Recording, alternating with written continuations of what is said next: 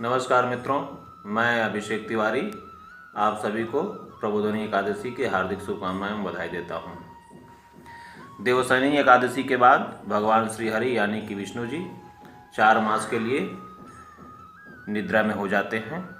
ऐसे में जिस दिन वे अपनी निद्रा से जागते हैं तो वह दिन देवोत्थानी एकादशी के नाम से जाना जाता है। जिस दिन वो जागते हैं ऐसे ही वो भाग्यशाली दिन हो जाता है। आषाढ़ मास के शुक्ल पक्ष की एकादशी तिथि को वे निद्रा में चले जाते हैं, उसे देवशयनी एकादशी कहा जाता है। जिस दिन निद्रा से वे जागते हैं वह कहलाती है देवोत्थानी एकादशी अर्थात प्रबोधिनी एकादशी। इसे देव उठनी एकादशी भी कहा जाता है। कार्तिक मास की शुक्ल पक्ष की एकादशी तिथि को यह शुभ दिन होता है। इस वर्ष यह दिन 25 नवंबर दिन गुरुवार को पड़ रहा है। जब भगवान विष्णु जागते हैं तो आइए जानते हैं देवोत्थानी एकादशी के बारे में, व्रत कथा और उसके महत्व के बारे में। आइए जानते हैं प्रबोधिनी एकादशी व्रत की कथा के बारे में। एक बार की बात है कि माता लक्ष्मी ने भगवान श्री विष्णु से कहा कि हे प्रभु, आप या तो दिन रात जागते रहते हैं या तो फिर लाखों करोड़ों वर्षों तक सोए रहते हैं और सृष्टि का भी विनाश कर डालते हैं। इसलिए हे नाथ, आपको हर साल नियमित रूप से निद्रा लेनी चाहिए। तब श्री हरि बोले, देवी आप ठीक कह रही हैं, मेरे जागने का सबसे अधिक कष्ट आपको ही सहन करना पड़ता है। आपको एक क्षण भर के लिए भी मेरी सेवा करने से फुर्सत नहीं मिलती। आपके कथनानुसार मैं अब से प्रत्येक वर्ष में 4 ऋतु, वर्ष में 4 माह तक के लिए शयन करूँगा ताकि आपको और समस्त देवताओं को भी कुछ अवकाश मिले। मेरी यह निद्रा अल्पकालीन एवं प्रलयकारी महानिद्रा कहलाएगी। मेरी इस निद्रा के दौरान जो भी भक्त भावनापूर्वक मेरी सेवा करेंगे और मेरे शयन व जागरण को उत्सव के रूप में मनाएंगे तथा विधि पूर्वक व्रत पूजन उपवास व दान पुण्य करेंगे, उनके यहाँ मैं आपके साथ निवास करूँगा। देवउठनी एकादशी के दिन ही भगवान श्री हरि विष्णु जी का शालिग्राम के रूप का विवाह तुलसी के साथ किया जाता है। तुलसी को विष्णु प्रिया भी कहा जाता है।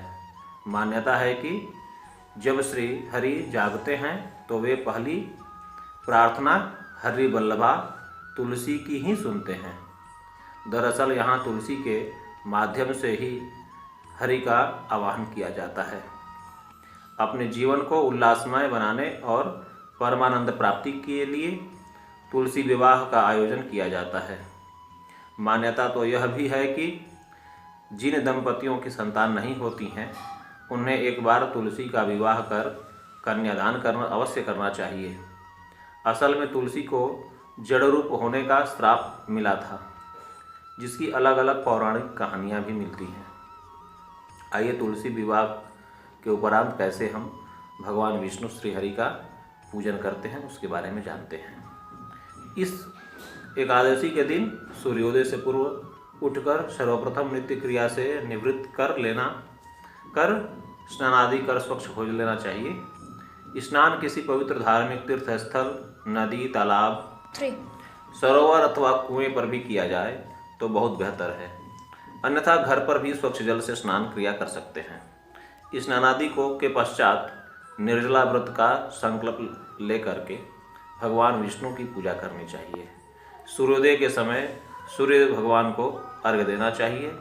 इस दिन संध्या काल में शालिग्राम में भगवान श्री हरि का पूजन किया जाता है। तुलसी विवाह तो इस दिन संपन्न करवाया ही जाता है। हालांकि वर्तमान में तुलसी का विवाह अधिकतर लोग द्वादशी के दिन भी करवाते हैं। रात्रि में प्रभु का जागरण भी किया जाता है। व्रत का पारण द्वादशी के दिन प्रातःकाल में ब्राह्मण को भोजन करवाएं, दान और दक्षिणा देकर विदा करने के बाद किया जाता है। शास्त्रों में व्रत का पारण तुलसी पत्र से भी करने का विधान है। इस बार की एकादशी दिन बुधवार 25 तारीख को पड़ रही है। और वैष्णवों के लिए एकादशी दिन गुरुवार 26 तारीख को है। एकादशी का मान बुधवार को सूर्योदय से ही लेकर के गुरुवार के सूर्योदय तक है। इसका पारण हम गुरुवार को सूर्योदय के बाद कभी भी कर सकते हैं। यथासंभव एकादशी के दिन तुलसी विवाह का आयोजन अवश्य करना चाहिए। तुलसी विवाह को करने से घर में सुख शांति समृद्धि की प्राप्ति होती है और माता तुलसी सहित भगवान विष्णु श्री हरि का आशीर्वाद भी मिलता है। देवोत्थनी एकादशी को पूजन उपरांत कम से कम ओम नमः भगवते वासुदेवाय का जप भी करना चाहिए। मित्रों, हम मिलेंगे अगले वीडियो में। तब तक के लिए नमस्कार। ओम विष्णवे नमः।